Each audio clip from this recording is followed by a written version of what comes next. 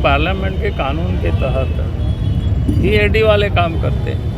अब लगता है कि शायद उनको समझ में आया, खंड कोई हिंदुस्तान से अलग नहीं, अलग देश नहीं है। जमीन घोटाला केस में लंबी खींचतान के बाद आखिरकार मुख्यमंत्री हेमंत सोरेन और ईडी अधिकारियों की मुलाकात का दिन तय हो गया है। 20 जनवरी को मुख्यमंत्री ने अधिकारियों को अपने आवास पर बुलाया है। इस पर प्रतिक्रिया देते हुए प्रदेश बीजेपी अध्यक्ष बाबूलाल मरांडी ने कहा कि लगता है कि अब मुख्यमंत्री को समझ आ गया है कि क्या सही है।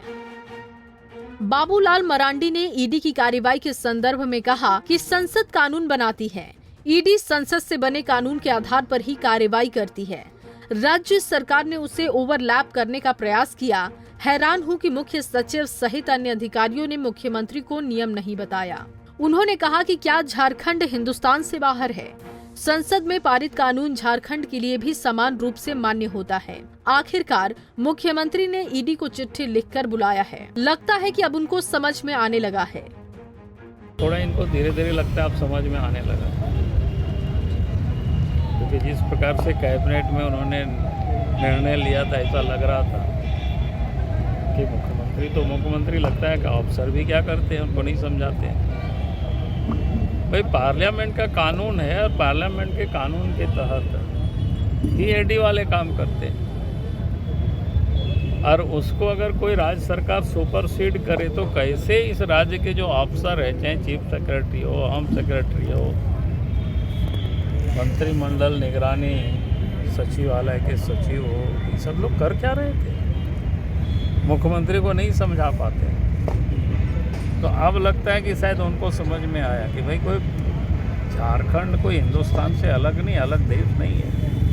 झारखंड में हिंदुस्तान के अंदर ही है, देश के अंदर, और झारखंड में भी वही सब कानून लागू है जो भारत की पार्लियामेंट में जो कानून है।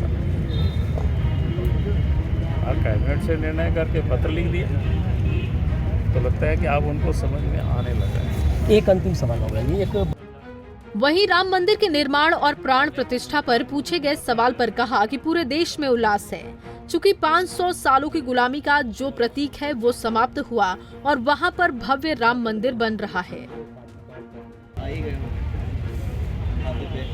मोदी सरकार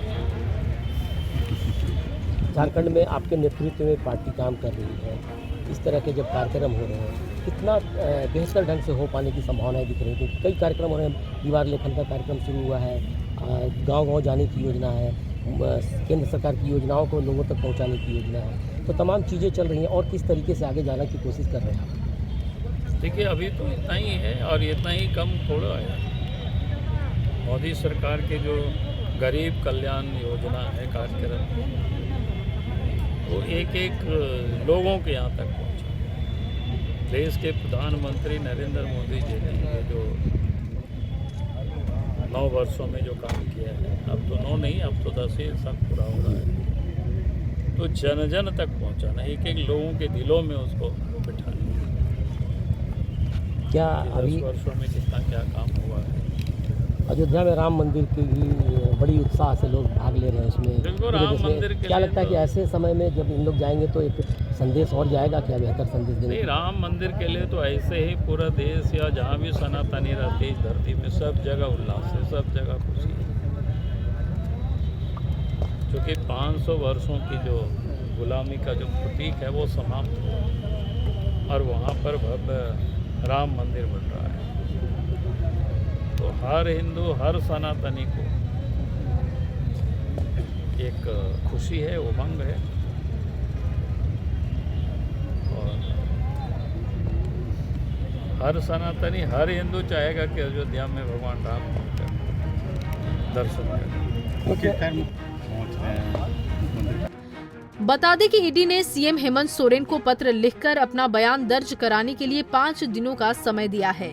इन 5 दिनों में 2 दिन के अंदर उन्हें बयान दर्ज कराने के लिए समय और जगह बताने को कहा गया था। साथ ही चेतावनी भी दी गई थी कि अगर वो बयान दर्ज कराने नहीं आएंगे तो ईडी खुद उनके पास पहुंचेगी। रांची से आशुतोष सिन्हा, पंजाब केसरी टीवी। हमसे जुड़े रहने के लिए हमारे YouTube चैनल को सब्सक्राइब करें और नई वीडियो की नोटिफिकेशन के लिए बेल आइकॉन को दबाएं।